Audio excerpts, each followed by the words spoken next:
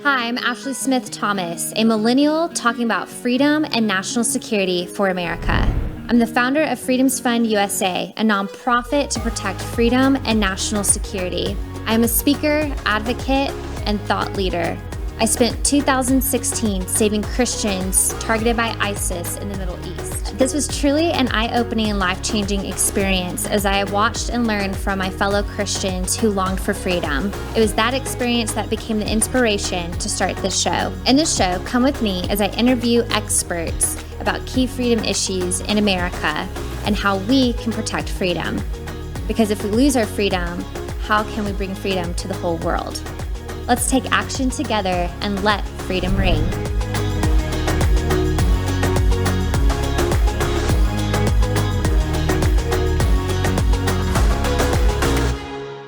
Welcome. My name is Ashley Smith Thomas. I'm the host of Freedom Talks. Last week, we shared with you about the border, what's going on with Border Patrol, and just what our current administration's policies are with our subject matter expert, Victor Avila, who is a retired ICE agent. And today we're going to be continuing the conversation because one thing that I think is really important that Americans need to understand is that not only are the policies not helping the situation at the border, but we also have a threat of the cartel as well as human trafficking. And so, Victor, thank you again, just for being here. And I want to jump right into, is it true that the cartel is controlling the border? Absolutely. They not only are the cartels have taken over the border in Mexico, they've taken over the country of Mexico. They have control and influence over the entire country. And it's a big shift only from maybe 10, 15 years ago where the cartels still had to answer to some politicians. The shift now is that they are now placing their candidates in Mexico and they will respond and work for the cartels. This is they control the police, they control the border, they control these regions. The public safety, there is no public safety in Mexico per se. And so the big shift also that's occurred is with this open border policy that the Biden administration has implemented, the cartels started taking over the human smuggling and the human trafficking. This is something that even in my career was very separate. The drug trafficking organizations, and you'll not hear me say that anymore because they're no longer just drug trafficking organizations. We used to call them DTOs and identify them as such. But now I talk about them in my book. I think they should be designated as foreign terrorist organizations, and I'll say why. They have evolved from from drug gangs, drug trafficking organizations to highly sophisticated organizations, criminal organizations. I like people to start comparing them to Amazon. This is how highly sophisticated they are in intelligence, in hierarchy, in equipment, and of course in money. Sure. They're getting billions and billions of dollars. The latest fees to come in right now on the border is they're making about $14 million a day with the illegal aliens coming in. So these drug trafficking organizations, these cartels, quickly learned that these humans pay a lot of money. It used to be that the coyotes and human smugglers, that was their thing to do. Well, now these cartels have taken over. You will now pay them in order to be admitted into the U.S., whether you're from Mexico, Central America, or from a special interest country like Somalia, Bangladesh, Yemen. And people need to understand we have these special interest aliens coming in as well.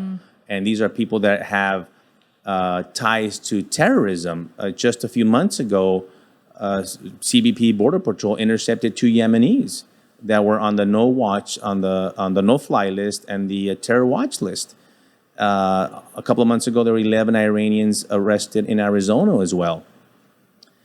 How many of these have been in Mexico that have gotten away? I used to interview these individuals while I worked in Mexico. They have been in Mexico for a long time, and they have even built neighborhoods and cells because they know that once they're in Mexico, they're as good as being in the U.S. And so they have aligned with the cartels because they have no choice. The cartels own that. You will have to go through them to pay. So all these family units that you see, all these individuals, whether they're being smuggled or whether they're turning themselves into Border Patrol, it makes no difference to the cartel. you will pay them the fee. They will smuggle you across or turn you over to Border Patrol, and you will get paid. We're starting to see now is, the cartels are a criminal enterprise, and they will exploit these migrants as much as they can. We saw a case just last few weeks ago in Houston of a stash house of over 92 individuals and their illegal aliens in a stash house that were being held against their will. Even though they had already paid the fee, the cartel said, you're not going until you pay an additional $5,000 per person. And so they continue to extort them and hold them hostage. And because they don't care, they have no, the human life to them means nothing. And not only do they rape the women, they use the men to transport drugs now. Another thing that they're doing is, if you are going to be smuggled into the U.S., you're going to be taking 200 pounds of methamphetamine with you, or you're going to be taking counterfeit pills with you, or you're going to be taking fentanyl with you as part of the smuggling venture. You don't have a choice. This is happening a lot with the children as well. There's two cases that's happening with the children. One, the parents willingly give them up, which I've never understood in my career. I've never understood that. Even if I understand the desperation of these people, the country where they're coming from, I can understand how you would give your child up to these criminal organizations, but they do.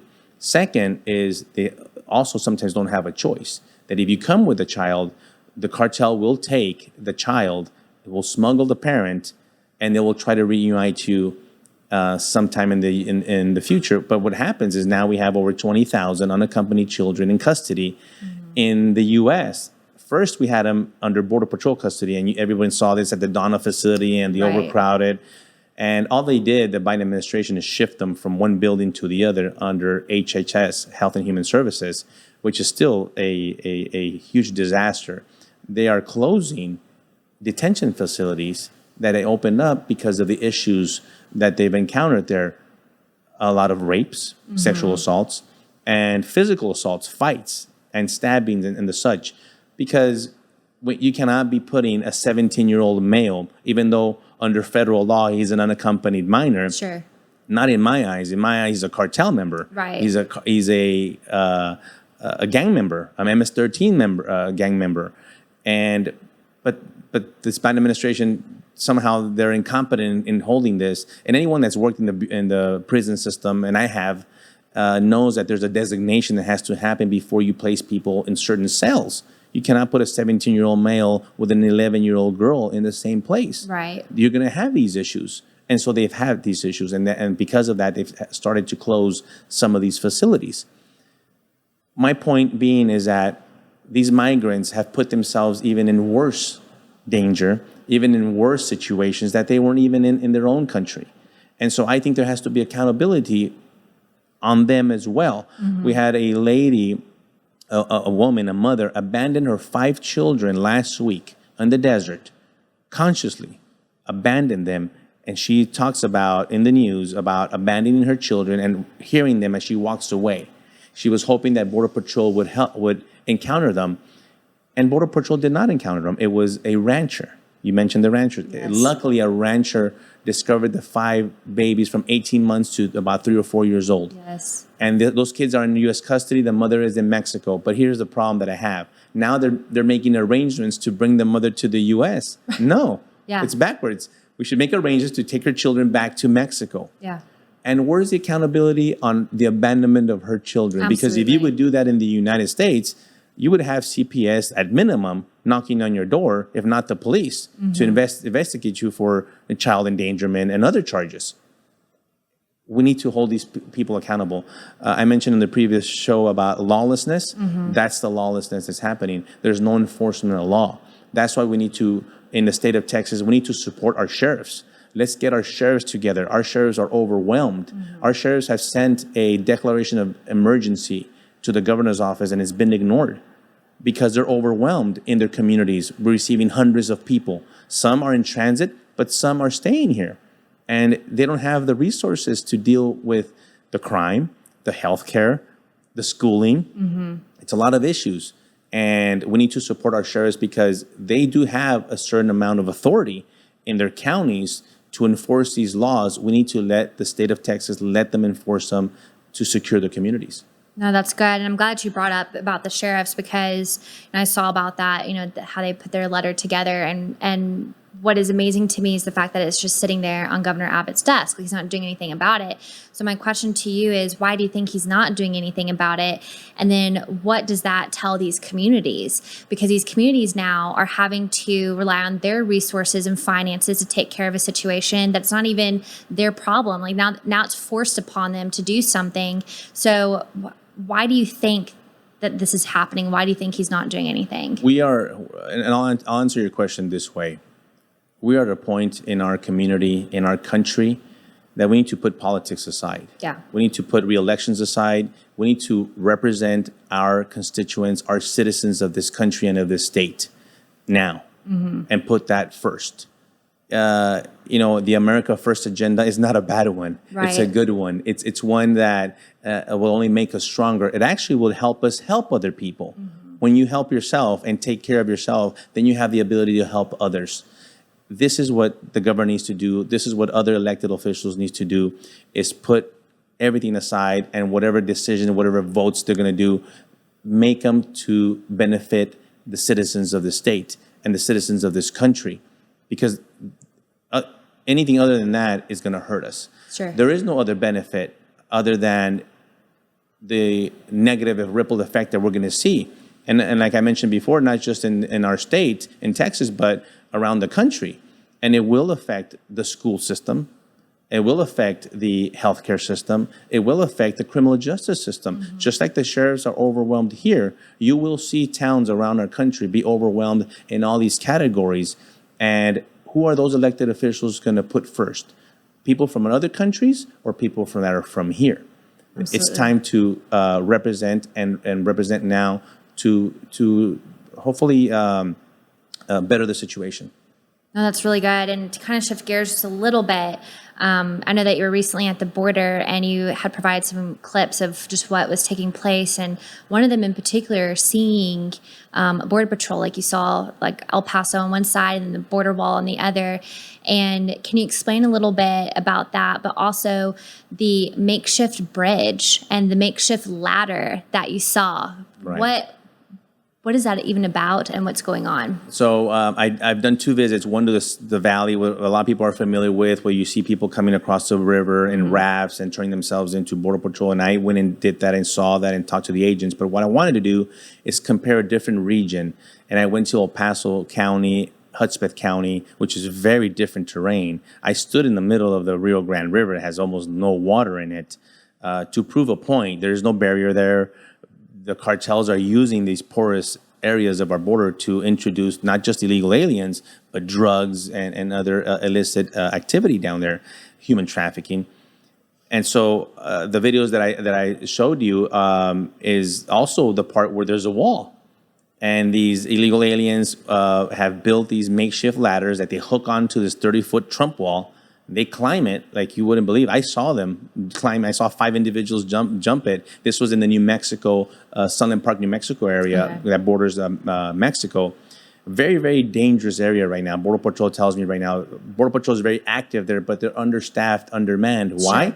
Because they have been detailed down to the southern border of Texas to help process. And so I saw Border Patrol on horseback. I saw the helicopter up there trying to locate these individuals, because these individuals are not turning themselves into Border Patrol. They're trying to avoid Border Patrol by any means necessary.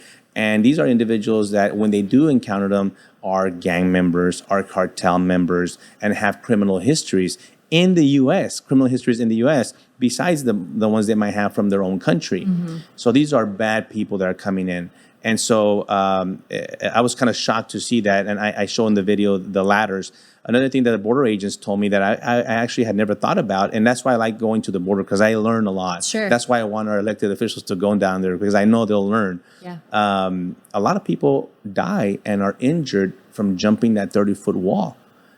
They'll scale it from one end, but when they come over, they're rushed with adrenaline. Sure. They fall and break their necks, they break their arms, they break their legs. Guess what? We have to then pick them up, take them to U.S. hospitals and care for them, that the U.S. taxpayer is paying for that bill. many issues happens there. And so the wall is incomplete in certain areas there. It stopped the construction. I would love to see it because the wall is a system there. I saw the wall where it ends the construction, and the wall is followed by other technology, lights, sensors, fiber optics, but all that was shut down by the Biden administration. I was with the border agent in Hudspeth County. It's pitch dark out there, and the lights are turned off. I said, why aren't the lights at least on? What does that have to do with the wall? He says, no, when they stopped the construction of the wall, they shut off the lights as well. I'm like, they need help. Yeah. And they need all the resources possible, not only for their safety, but to detect these individuals coming in from the other side.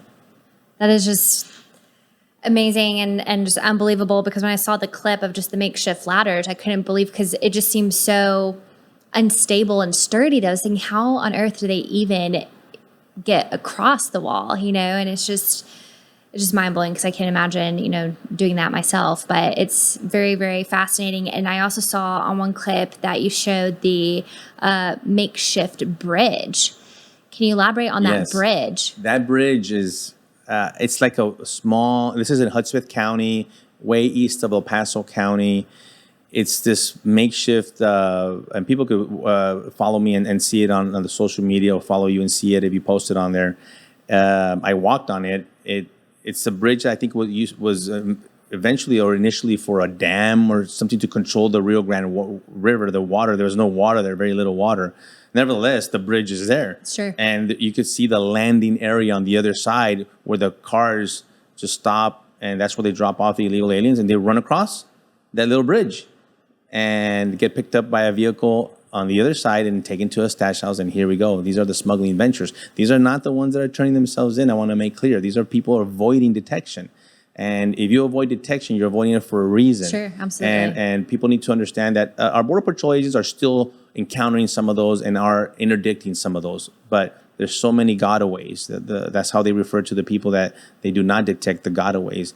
And we really don't know the number. They've put the number out there in the tens of thousands, but we really don't know how many. We know how many last month. 178,000 were encountered by Border Patrol. They call them apprehensions, but really most of them are turning themselves in. Mm-hmm. The gotaways, they don't know, over 36,000 maybe.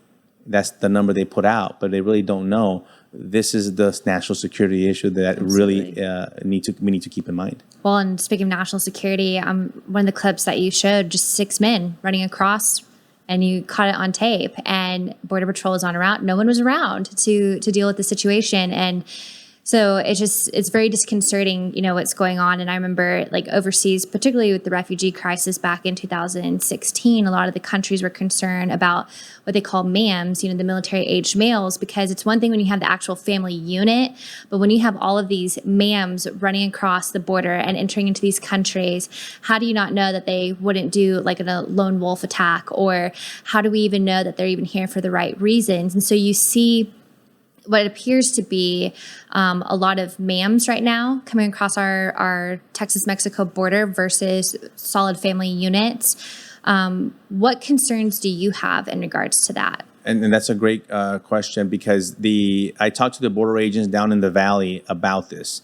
Initially, when the crisis and Biden opened the border, they were sending everyone in to turn themselves in.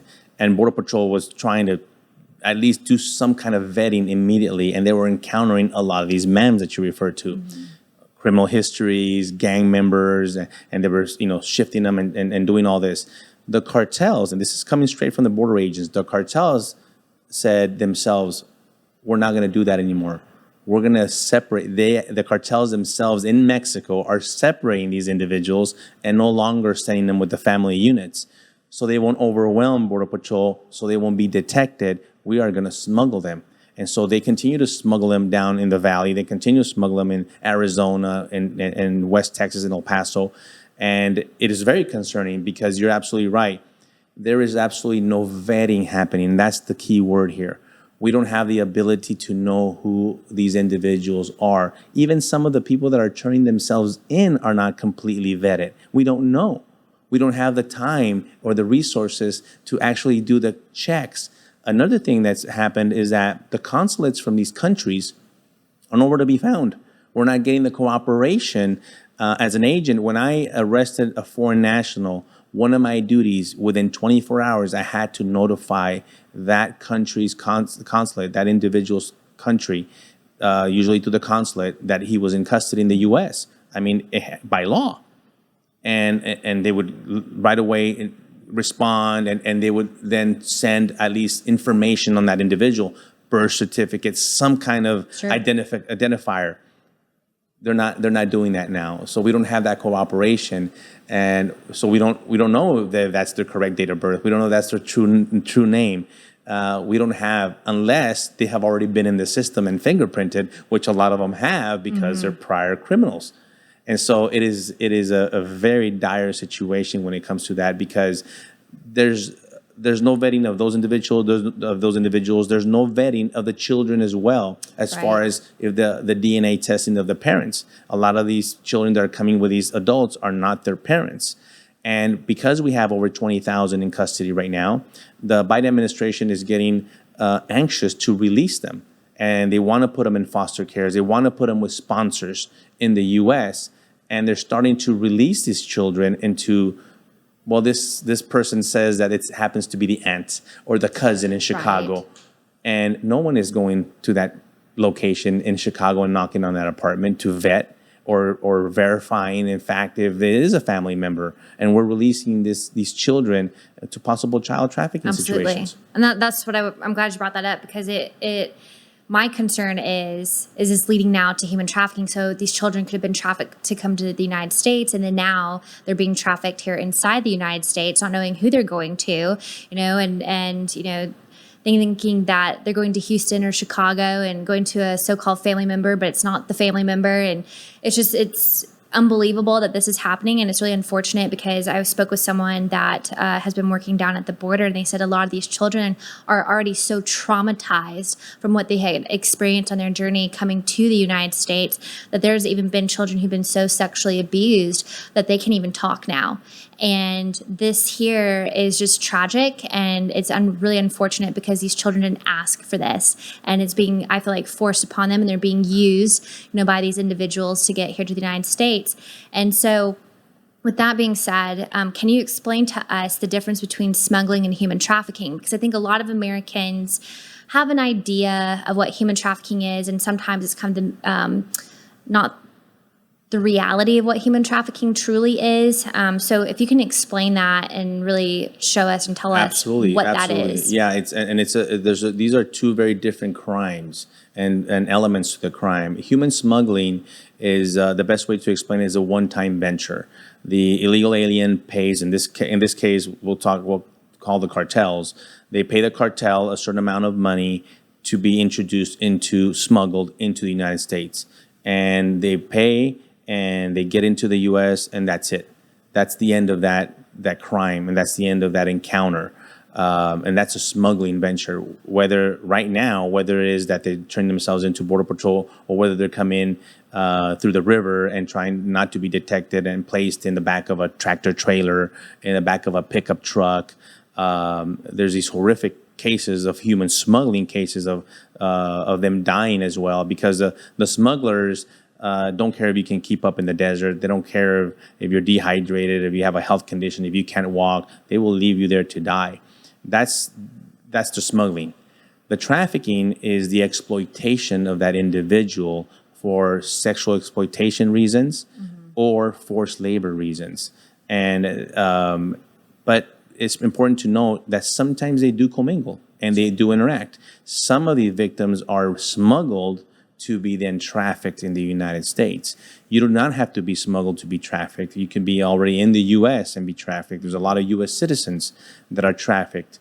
And human trafficking is the exploitation and what we call modern day slavery. You have a victim, a child or a young female, usually for sexual exploitation purposes, prostitution, are placed in an apartment. They can or cannot be transported. It doesn't matter. Some traffickers transport the individuals around to see the clients. Some are held in a brothel type apartment where they come to see them, and they have these victims seen. I saw in my career investigations of 20 to 30 men a day and the victim is then treated like this table, or it's a commodity for them until she becomes too ill that she cannot perform or dies, and they just get rid of her. But the thing is that the human trafficking victim and these cartels have learned that they pay and they pay and they continue to produce income for them.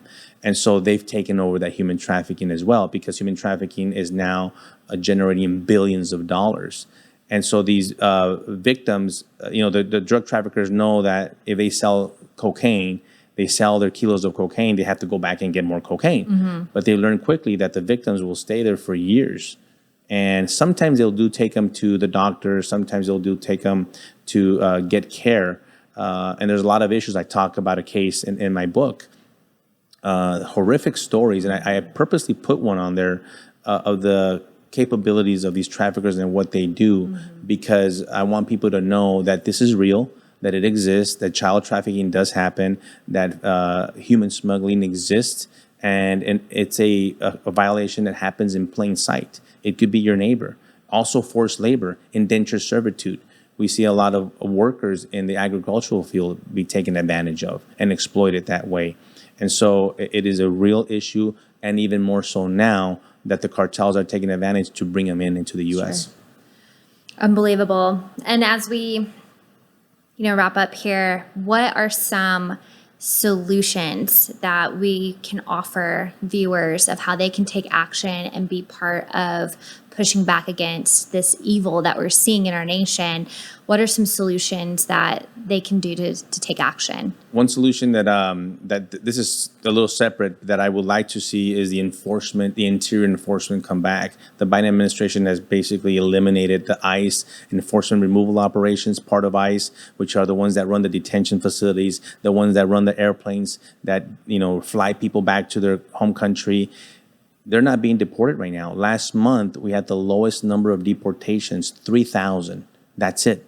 That means that people are being released from these detention facilities into the streets, into our communities. These are people with convictions of crimes, of serious crimes, and they're not being deported back to their home country. And I'm talking about China, Brazil, all South America, all over the world. And so my point is, it all comes down to local politics. Get involved with your local politics. Know who your representatives. Who's the one that represents your street there? Who's your city council member? Who's your county commissioner? Who's your school board member?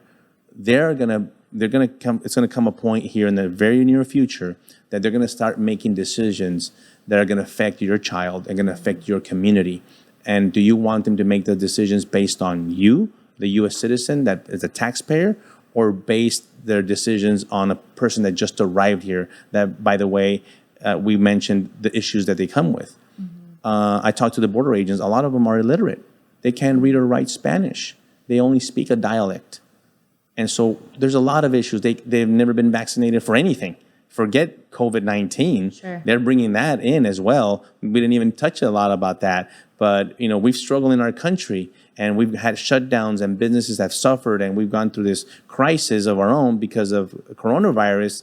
Yet, if you're illegal and have coronavirus, nobody seems to care. Right. And it's a terrible double standard. It's a public safety issue, a health issue, and it's going to come to your town. So get involved in your local town. Go to a city council meeting. Go to a school board meeting. So you'll be surprised what you find out of what your elected officials are doing and saying.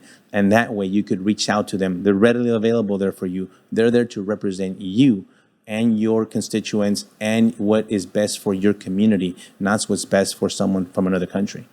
That's so good. Thank you so much for sharing how we can take action, because it's so important that we do get involved at the local and state level. I think a lot of people focus on the national and federal level, not realizing it's impacting right here at home, right here in our community. So thank you so much, Victor, for joining us today. It was such a pleasure to have you here and for you to share your expertise. His book, Agent Under Fire, is an excellent read, and I really encourage you to get your copy. You can find it on Amazon.